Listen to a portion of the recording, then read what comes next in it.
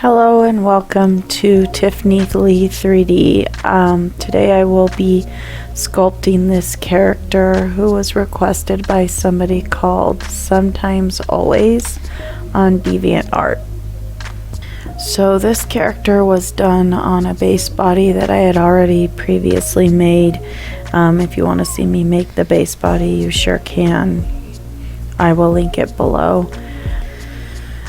So I started with his horns. I didn't do a bunch of layers with this character. I knew that he would be much easier to pose if I did everything on one layer.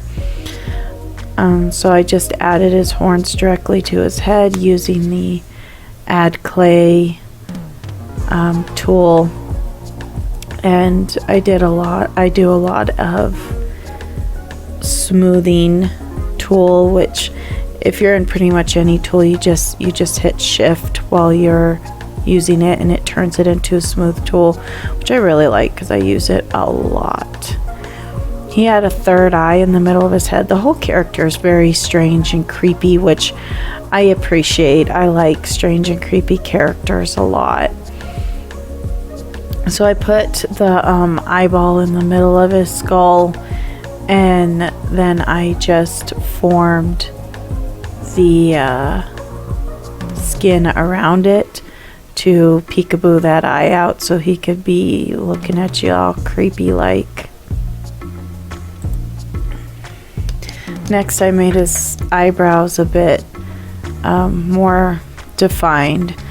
I'm looking at a reference photo for him and thinking, oh, his nose is kind of larger than normal, let's alter his nose, and making sure really that his face looks more like him.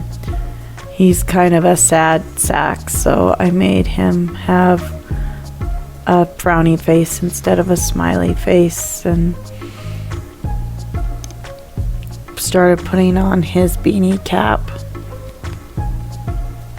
I actually found the hat kind of fun to do. I don't think I had done one on the same layer like this before. It reminded me a lot more of two-dimensional drawing like I used to do, so that was kind of fun. Next, I decided to put on his raggedy coat. It's pretty oversized, so I wanted to make sure that I made it nice and big on him and cover up all the detail of his muscular body. This space does have a lot of detail in the body, so it was kind of a shame. It's always a shame kind of to cover that up, but you want to make the character accurate, so I went ahead and did my best to really give him a big coat to wear.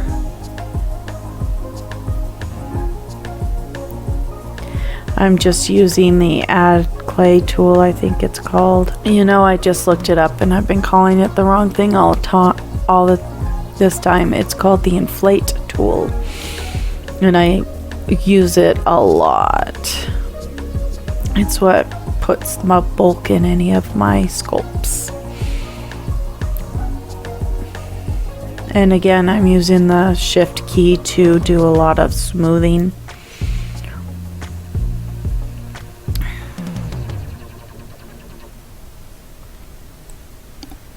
I don't think I ever caught the name of this character. I know he's kind of a salty sailor and he's pretty wounded on his face and scraggly and doesn't really take care of himself, which was fun to make because I don't think I've ever made a character quite like that before.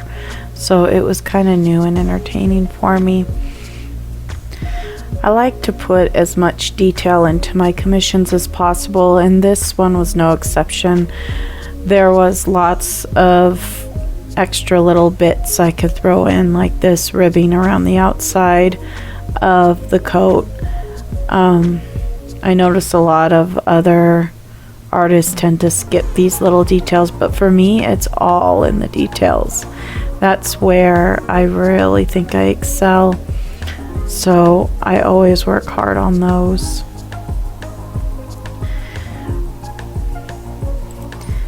After looking at the reference again, I went back to the face to make him angrier. I wanted to be true to his personality, so I made him quite upset before going on to making his undershirt. The undershirt was pretty quick. It just mostly needed some ridges for the top and the bottom, and then a couple of nice details.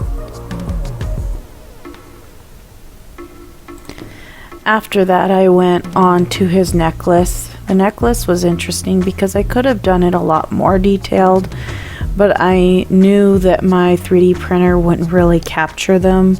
As it was, it barely caught the detail I did put on there. So I'm glad I made that choice. Can't have the dude walking around barefoot, so I went ahead and added some shoes.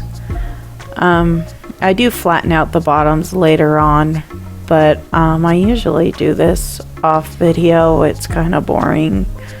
All I do is add a cube and then get rid of anywhere the cube intersects the bottom of the feet, and that makes the feet really flat so that after they're printed they can stand up.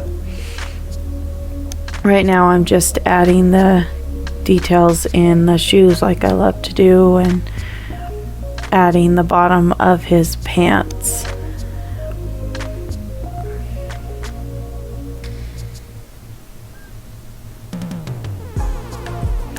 When I'm doing pants, I usually just use whatever legs he already has and just add a little bit of extra clay just around where I want wrinkles to be and around the bottom and such. But for this character it was a little bit different because all of his clothes are a bit oversized, so I wanted to make sure and add enough virtual clay that it really looked a bit too big on him. As always, I have to fix these little boogers or whatever they are. They're annoying, but they happen.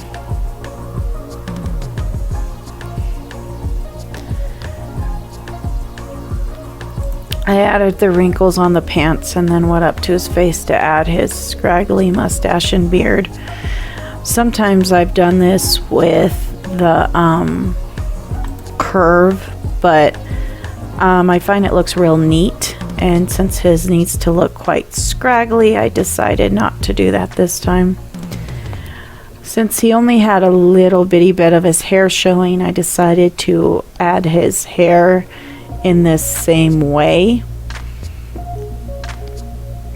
I think that the choice was a good one. It worked out for his character. I made sure to make it nice and weirdly lumpy so it looked like he hadn't combed it in about 5 years. And his eyebrows, obviously. Nice big bushy weird looking eyebrows. Dude also had a hairy chest, and I really didn't want to skip that hair since it seems like it would be a thing that this guy would be proud of. I mean, he's really bearing that chest for all to see, so I wanted to make sure and get that in there. He had a couple of holes in his jeans. I wanted to make sure it looked like there was real holes in his jeans and skin underneath, so take away some virtual clay and add some to give it a nice ridge. I had these wings from a different thing I had done, so I decided to repurpose them.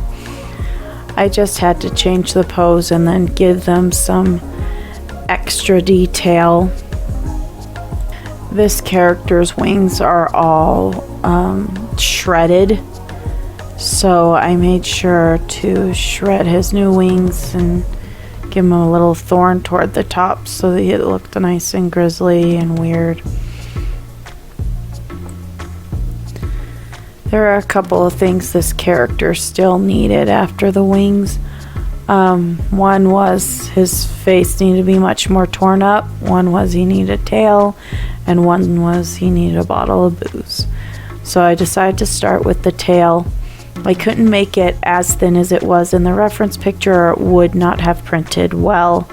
So I went ahead and made a bit thicker And then I added the devil-like, I don't know, protrusion at the end of his tail.